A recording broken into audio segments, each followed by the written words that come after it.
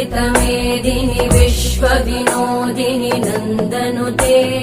गिरिवरविन्ध्यशिरोधिनि वासिनि विष्णुविलासिनि जिष्णुनुते भगवति हेशिति कण्ठकुटुम्बिनि भूरि कुटुम्बिनि भूरि कृते जय जय हे महिषासुरमर्दिनि रम्यकपर्दिनि शैलसुते